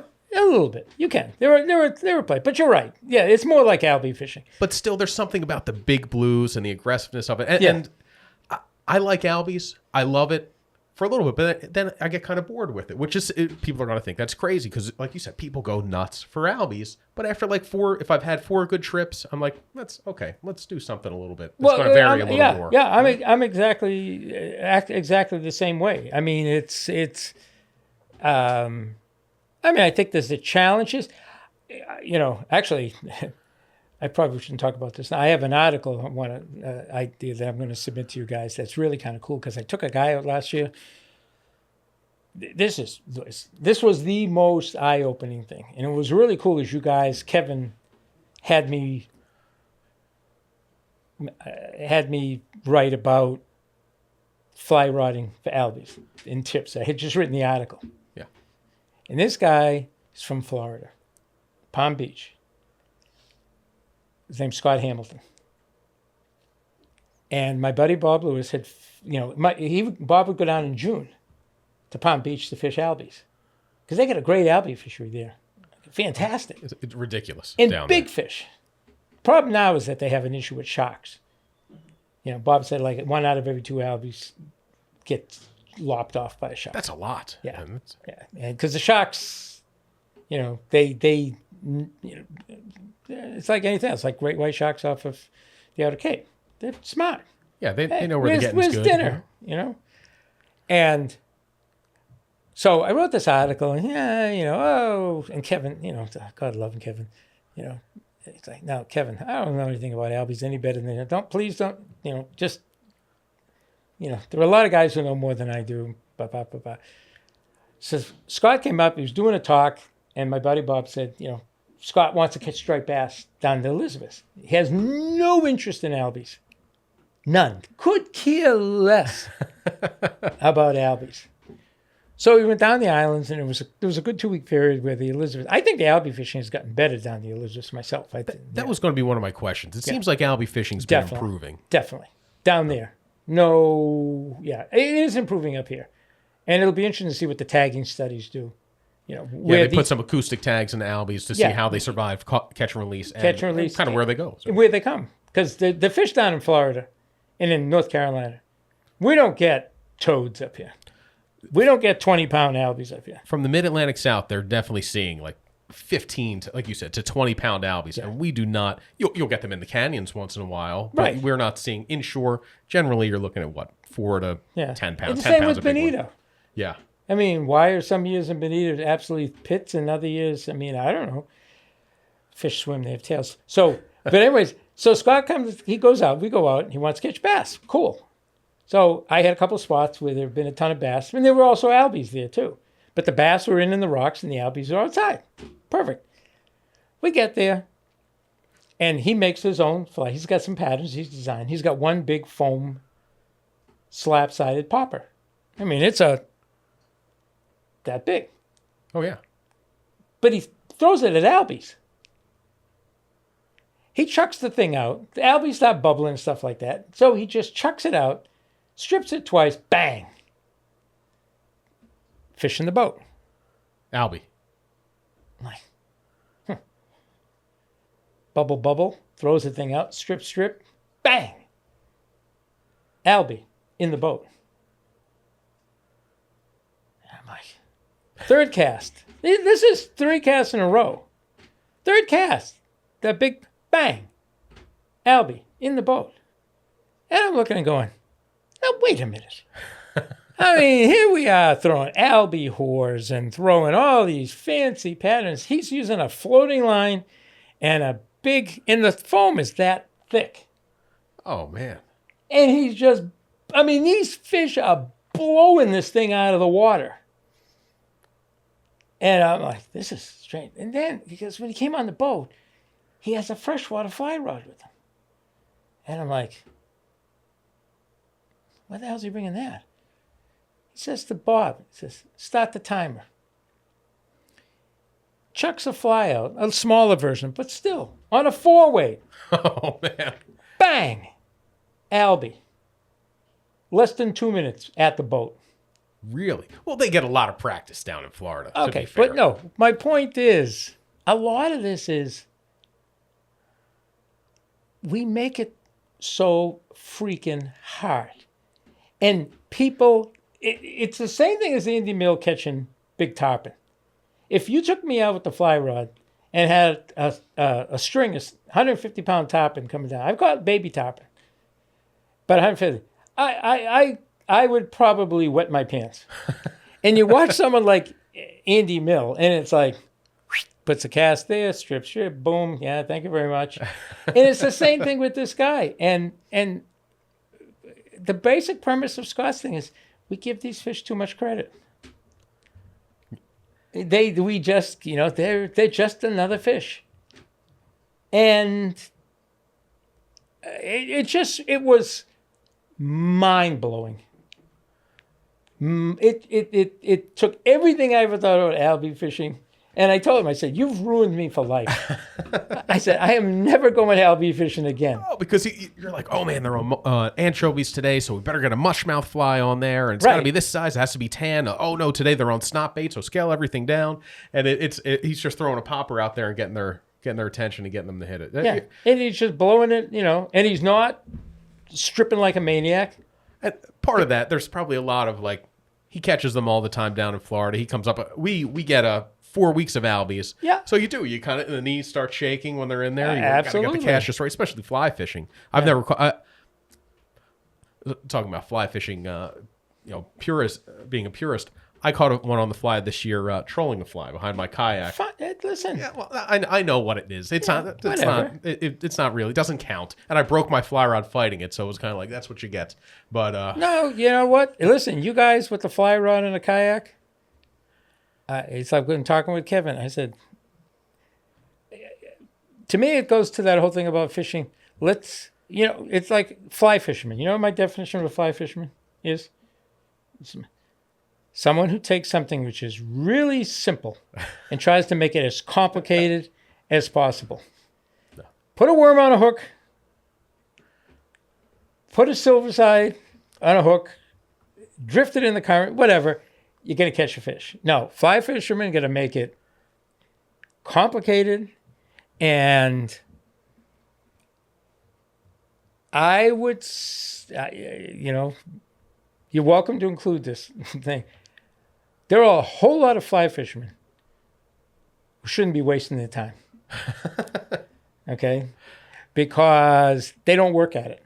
They don't try to get better. They don't understand certain basic principles. It's like The fly casting takes work. It takes practice to fly do. casting, straight line presentations. Like I tell people, if your leader is all screwed up when it hits the water, even if it's doing this, you got to strip it 12 times before the fly even moves. You're not even in contact with it. So if you can't, it comes back to, don't give me 12 shitty casts. Give me one good one. Because people try to make 12 casts Yeah. in one. The lines flying, the things are going all the way. I'm going, okie dokie. This is not going to end up good. And that's why I tell you that, that's why I respect some guys. It's like, you know what? I've hooked I've helped people hook bass with my boat. They throw it out there. I see that things are screwed up. It's not working. I just put the boat in reverse and start backing, and the plug starts popping. Yeah. Bang. Okay. Boop. Neutral. Okay. But the whole kayak thing, casting a fly rod out of kayak, it's the worst. You can end it right there. It's the worst. I hate fly casting out of my kayak, but Kevin is a glutton for punishment with it, but he's getting better at it. Like it's watching him, seeing him do it over the last like 3 or 4 years since he's been serious. But it's practice. He's out there casting. Whereas I pick up the fly rod when the albies are here. I'm like, I'm ready to catch my albie on the fly now. And then all my casts are going 15 feet. And I'm like, well, what's happening? It's like you said, people don't want to put in the work to get good at it. Well, it's the challenge. Don't we all challenge ourselves? Isn't that kind of the fun about fishing? Okay, it's like Joan Wolf's thing. You've heard of Joan Wolf's thing, okay? Oh, yeah. First, you just want to catch a fish. Then you want to catch a lot of fish. Then you want to catch a big fish. Then you want to catch a lot of big fish. And then you want to catch the difficult fish. Right, the fish, the one. The difficult fish, And I think that, that says a lot of it, and again, what you said was so true before about the rules. Okay, and if you've been fishing a long time, it's really easy to kind of look at other people and just roll your eyes and kind of go, but you just kind of say, you know what, we all went through. Everybody's at a different part in their kind of fishing evolution, So as much as you want to be, you see somebody like just tossing a striper back in without trying to revive it, and you want to be like, hey, idiot, But no, could be me 20 years ago where I didn't know any better, and I'm just kind of flipping them in. You learn. Every year you do this. Every trip you go, you learn a little bit more, and you get a little bit better. Yeah, and so that's my favorite picture that I have is I forget who took it. It was of me standing on a jetty in Popponesset. I got a little freshwater bait casting outfit, and I'm picking a backlash out.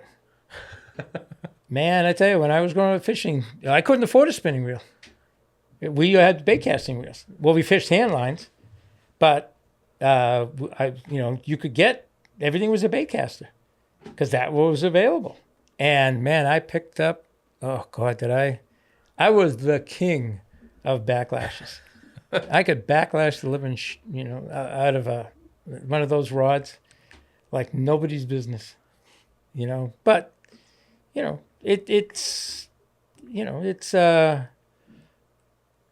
things change. Evolution, fishing is evolving, and that's what you guys with the magazine. You're trying to try to show the evolution, but I think it's important to also just try to keep cognizant, and that's the hard thing. That's where my grumpy old man routine gets into. Okay, honestly, is that I think the younger generation is forgetting. I had so much respect for the older generation, those guys. I still do, and I'm not sure we're doing a great job of passing that legacy on, that remembrance of the history. I don't know. And again, I can't say you would know because you deal with more people being in here. That's a tough. That'd be a tough one to answer. I think that in a lot of it comes from where people get their fishing information now. And social media is right now where social media is it's about 10-second to 30-second clips of just showing the absolute pinnacle of the fishing experience. The hookup, the topwater blast, things like that. So people are seeing that, whereas before it was the older generation handing down this knowledge. Now anybody with an Instagram account can be like, okay, top waters, canal. You get your bullet points of what you need to do to be successful from that, as opposed to so some of the reverence of the the guys who have been doing it for 50 years, 60 years, it is not, I wouldn't say as strong as it used to be. But it still exists. Yeah. Fishing still has its luminaries and always will. But it's all everything's changed, but everything's the same. It's still the person who puts his time in, works at his craft, thinks about what they're doing. They're just going to catch more fish, and they're going to still catch that. Like with you. I mean, there aren't a whole lot of guys probably on the Cape, I could say, who've caught a 50-pound bass in the last 10 years on the Cape from shore. Yeah, well, not that are talking about it, I guess. Huh? Not ones that are being public about it, but. Well, I'm saying I'm willing to bet it's a handful. I could probably count them on 2 hands. I'm talking about the Cape. From beach.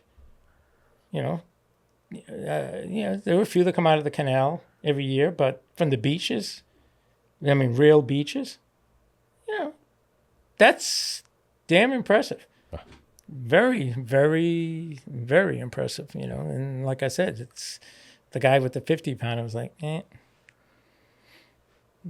got the wrong guy. I just, it's like I catch it and it goes back in the water. Yeah. I don't. To me, fish come in 3 sizes: small, medium, large. It makes it easier. But you're taking people to such a beautiful and kind of a historic part of the Northeast and the coast. I mean, the Elizabeth Islands, Monomoy Rivers, but the Elizabeths especially. I mean, there's nowhere like that. I have a presentation, and actually I'm going to be doing something with a drone and a videographer about the islands.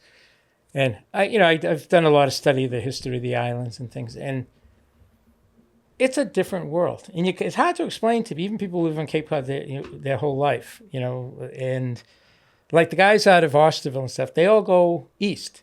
Yeah. They never come out of Osterville and go right. They always go left. So they have no idea about what that place is like.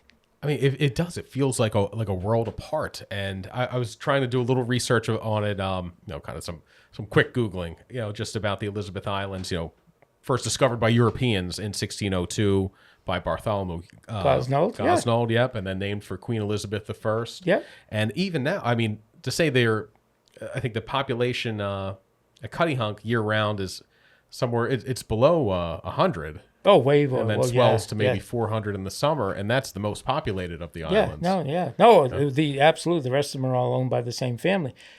But the reality is that you're going to be able to go there 100 years from now, 200 years, they're going to look the same. Yeah. They're not going to be developed. I mean, the one thing that'll get you thrown on my boat, I say as a joke, is when I go down and you're on my boat and I take you on the islands and you say, oh, this would be a great place for a golf course. Oh, this would be a great place for a hotel. Oh. It's like, you better be ready to swim home because I'm going to throw your ass off my boat. No, this... It's perfect just how it is. Yeah, just leave it alone. It's another world and it's another place. And there aren't that many places around like that anymore.